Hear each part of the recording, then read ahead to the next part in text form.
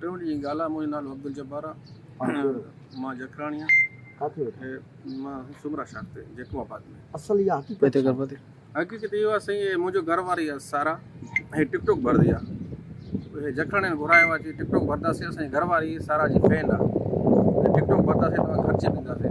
इन बहाने में घुराए करे पोइ मुंहिंजी घर में वियासीं, मूंखे चई तूं हेठि हुजे, मथे असांजी फैमिली आहे, असांजी घरवारी सां टिकटॉक भरती सारा।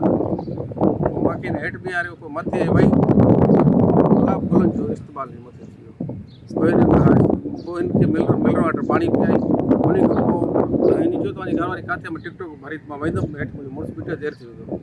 इन ॻाल्हायो त उन थप हयो जखणी, थप हयूं, हथियार बि कढियो अथसि। पोइ हिनखे ब्लैकमेल करे हिन जो 3 माण्हू ज़्यादती कयो आहे ऐं हिन सां गॾु नंगा वीडियो 50 वीडियो हुन भरियो आहे।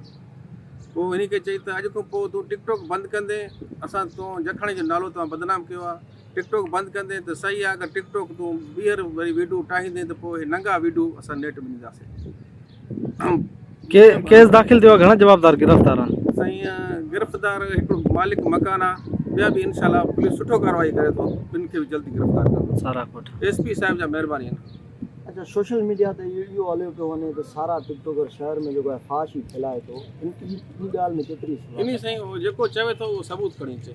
इहा मतिलबु सभु दुश्मन आहिनि, जेको फेमस थींदो आहे न हुनजे लाइ माण्हू दुश्मन खोड़ पैदा थींदा आहिनि। अच्छा, ॿिए तरफ़ां इहो बयानु जखणी बिरादरी पारां चयो पियो वञे त असांजे सरदारनि ऐं मोज़िज़ माण्हुनि जा जेके आहिनि, तव्हां जेको आहे त उन्हनि ते इल्ज़ाम हणो था, कंहिंजे चुर्च ते जेको आहे त तव्हां उन्हनि जी बदनामी करो था।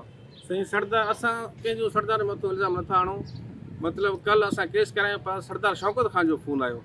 पोइ शौकत ख़ान जे केस जो ख़बर न हुयो त हिते छा थिए थो छा न थियो, उनखे ख़बर न हुयो, इन जे करे उन मां सां थोरो ॻाल्हायो। बाद में शौकत ख़ान खे ख़बर पइजी त हे वॾो मसइलो आहे।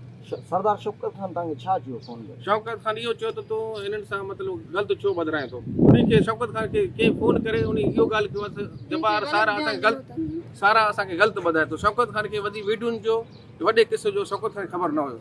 सारा, तव्हां असांखे इहो ॿुधायो, इहा असल हक़ीक़त छा आहे?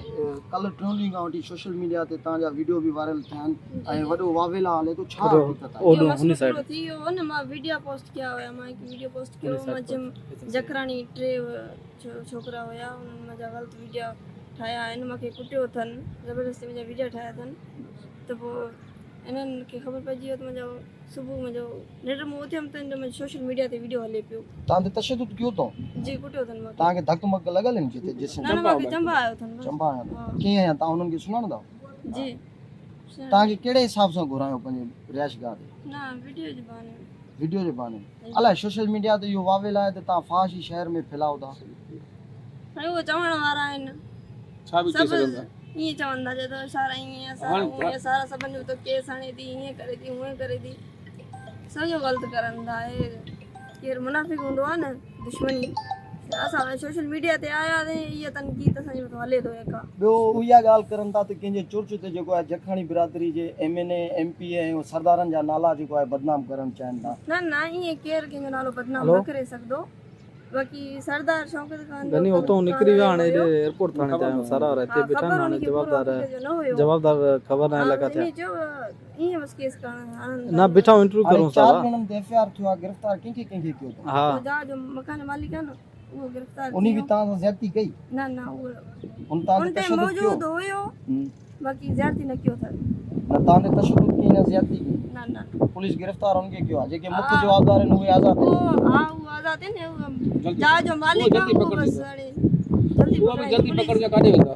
ये सारा तव्हांजा अॻु में बि अहिड़ा वाक़िया थी विया आहिनि, पोइ तव्हां छा चवणु चाहींदो? अॻु में बि तव्हां पुलिस ते इल्ज़ाम हयो, हाणे तव्हां शहरनि ते इल्ज़ाम हणो था, शहरी तव्हां ते इल्ज़ाम हणनि था। साईं असल ॻाल्हि इहो आहे त अॻे बि जखण फ़ैर कयो आहे, उनखे हे सदर थाणो पुलिस वारनि गिरफ़्तार कयो आहे, पोइ मेड़ खणी आया आहिनि, असां माफ़ु कयोसीं। अगरि हुननि खे अॻु में असां माफ़ु न कयूं आहे न, पोइ हे केसो जखणी ॿीहर न करंदा। ठीक।